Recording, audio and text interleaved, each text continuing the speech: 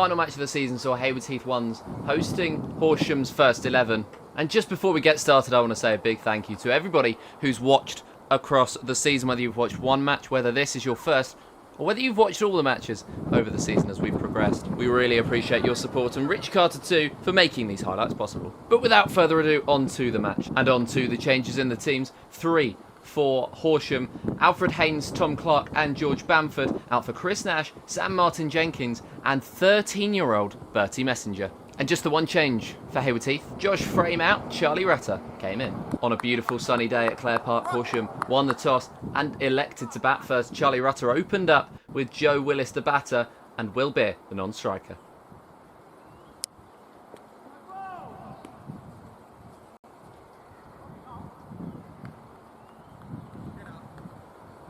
And it'll be Rafael Agul to open up from the pavilion end.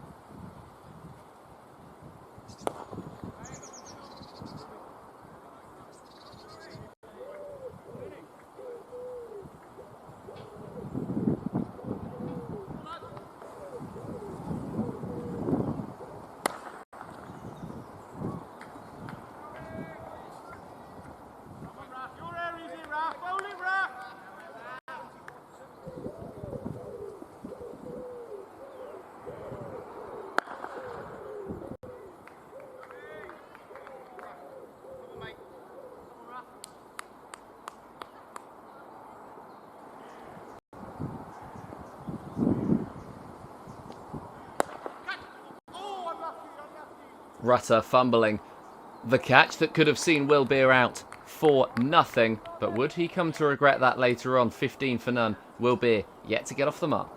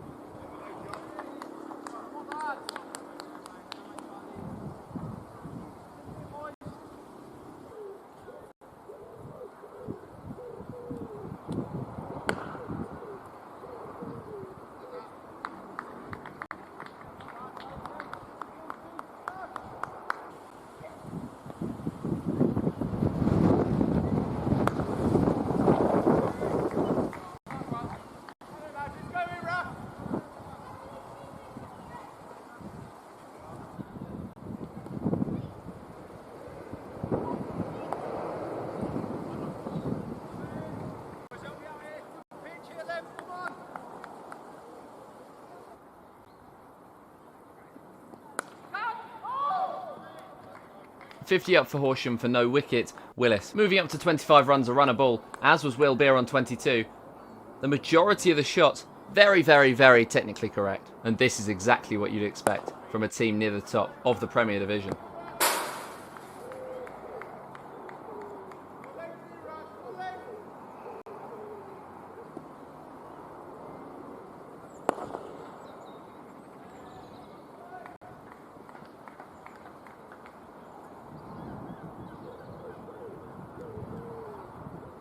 And it didn't stop there, as there was 61 for none off 10.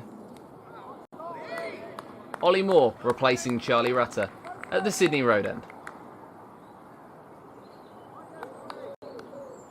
And Umar Amin on for Rafgul.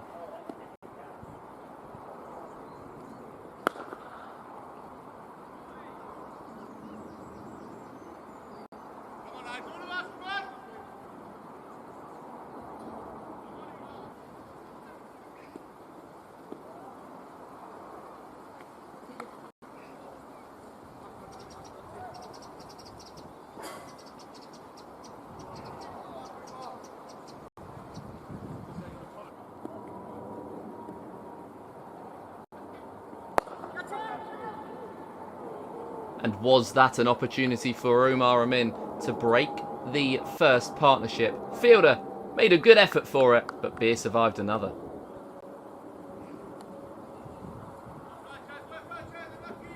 And the very next ball will be brought up his 50, his final one in what has been a very successful season for him. It's his 5th 50, he's had 400s across the span of the season. And in this innings, he's managed to cross over the 900 run mark for the season.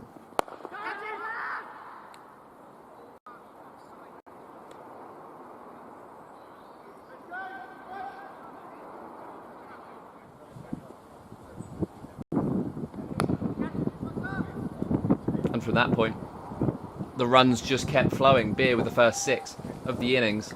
Horsham 116 for none. Don't forget, he was dropped 3rd ball.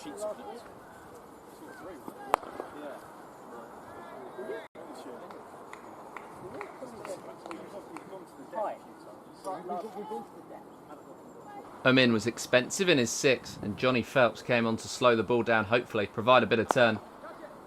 But he's got to hit the pitch first.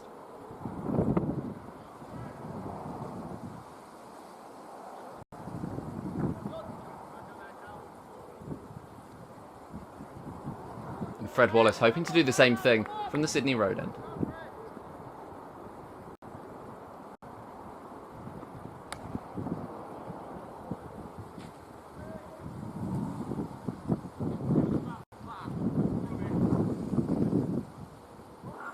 And Willis brought up his 50 in the meantime. A slower anchor innings, providing the perfect antithesis to Beer's explosive one.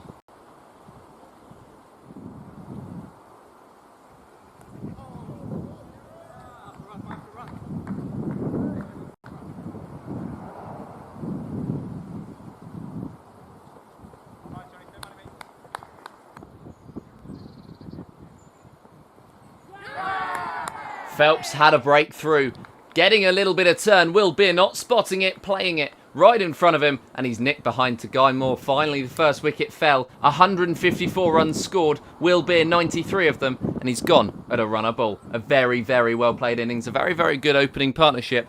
And Ramsey Traynor sent in at 3. Hope to continue the flow.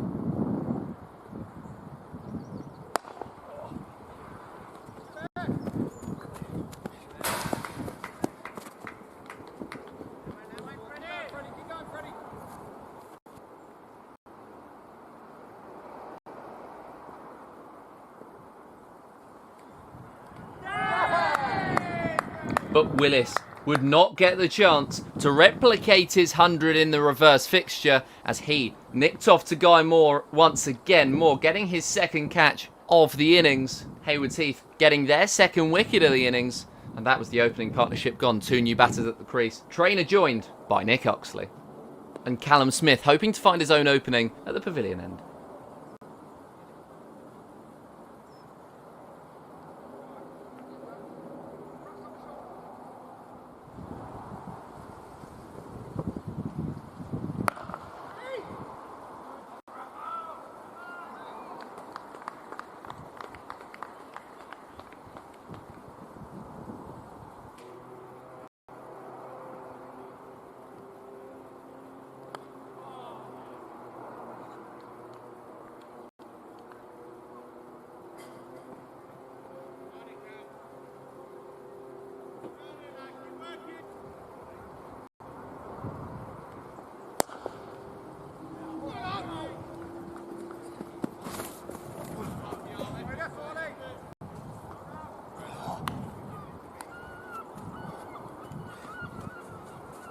Phelps swapped to replace Fred Wallace as the innings looked to come to a close.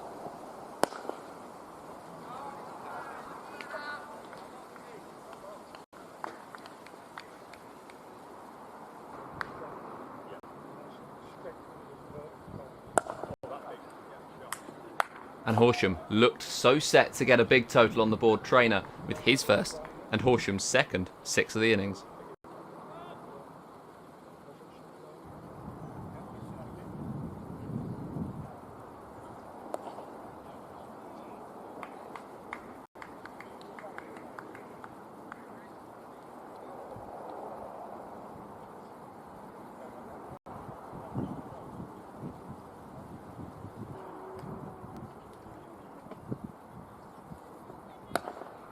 And Oxley, a very similar shot Just a couple of overs later, the lap over Cow Corner, providing him with his first 6 of the innings and continuing Horsham's glut of runs as 250 looked to formality.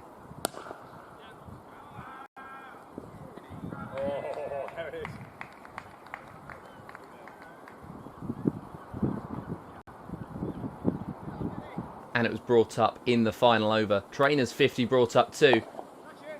And his second reverse sweep that we've seen of this innings. Innovation looks like it's breeding success.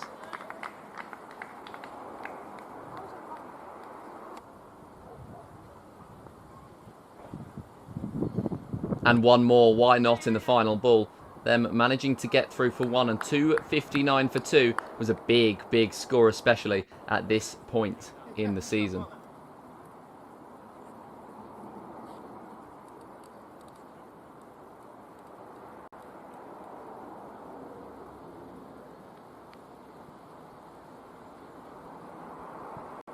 So Haywards Heath had a big target they needed to chase. Johnny Phelps and Joe Maskell were the batters chosen first up to try and do so, with Ollie Sheen opening up the bowling.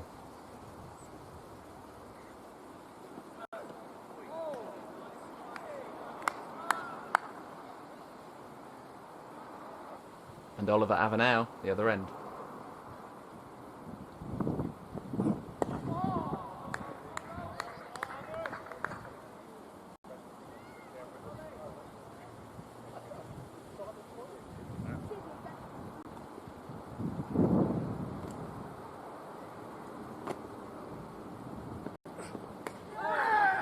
And he had the first wicket, managing to beat the defences of Phelps before Joe Maskell had even faced a ball. It was 2 for 1, and Johnny Phelps gone to Avenel for just the 1 run. Haywards Heath's run chase looking in jeopardy.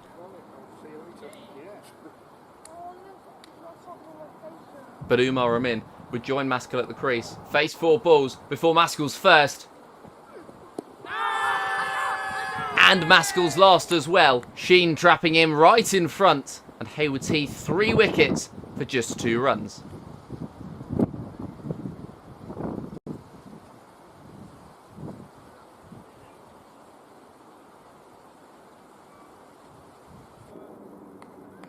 Guy Moore joined Umar Amin at the crease. 4 for 2 off 3. And with their backs against the wall.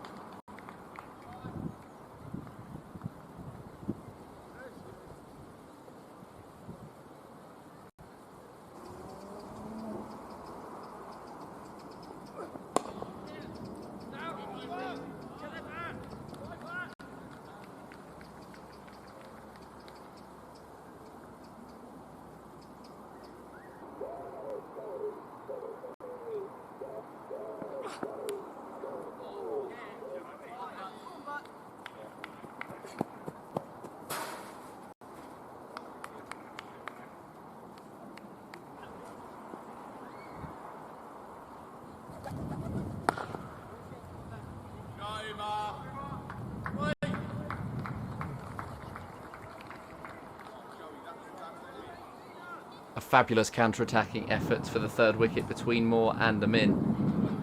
Brought Haywards Heath to a decent enough total after their 10 overs. They were 38 for 2, and with a slash at the short ball, Umar Amin finding 4 to take them on to 43.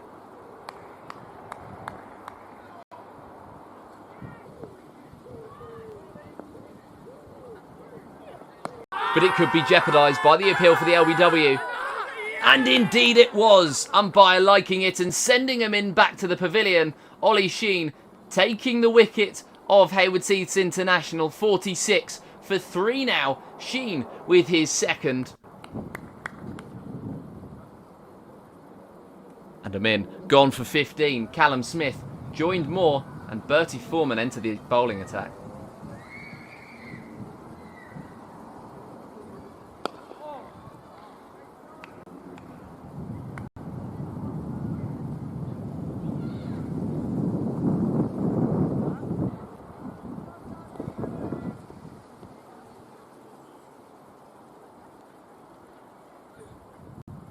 And getting a lot of turn on that one, Guy Moore making the decision to commit to leaving it early. And Foreman managing to turn it off and turn it on to the stumps. So that was Guy Moore gone.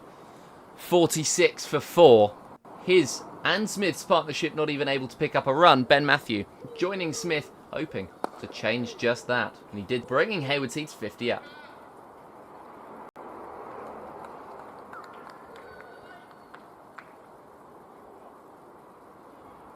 Sam Martin Jenkins entered the attack, replacing Ollie Sheen.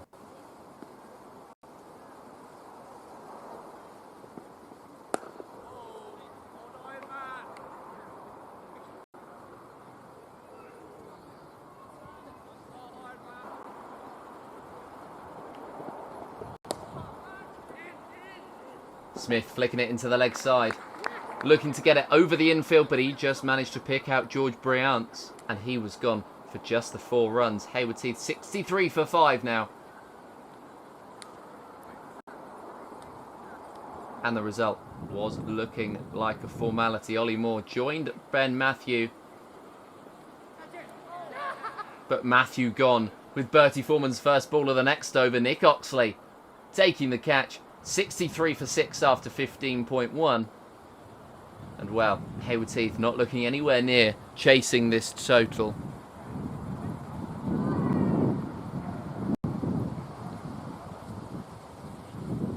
Fred Wallace joined Moore,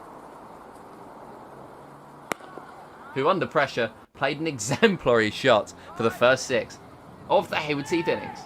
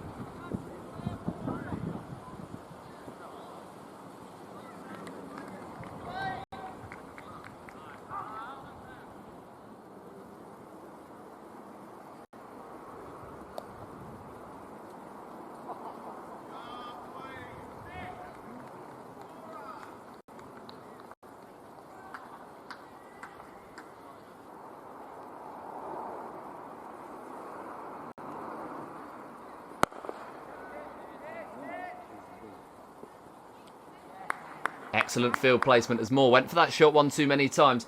They found a response and he found Oliver Avenue. Bertie Foreman 3 for 28 his figures after just 5 overs, and Haywards Heath 93 for 7. Charlie Rutter entered the batting as Briance entered the bowling.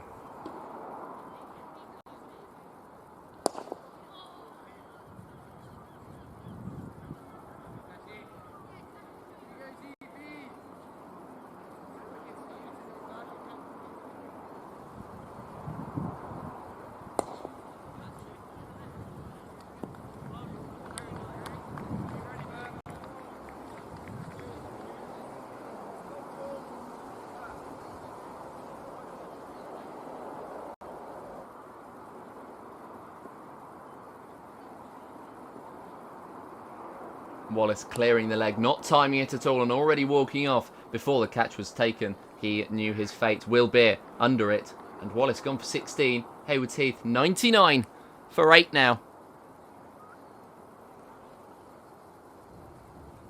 And that 260 target looking very far away. Jack Groves joined the batting, and Bertie Messenger hoped to get the last 2 wickets.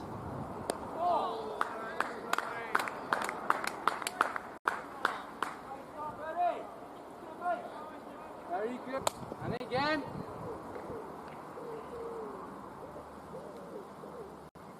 And he got one of them. Jack Groves' stumps being knocked out, and Bertie Messenger had a wicket in the ones. The 13-year-old. An absolutely incredible achievement for the young man. And that would be Jack Groves gone. Raf Gull joined the batting at number 11.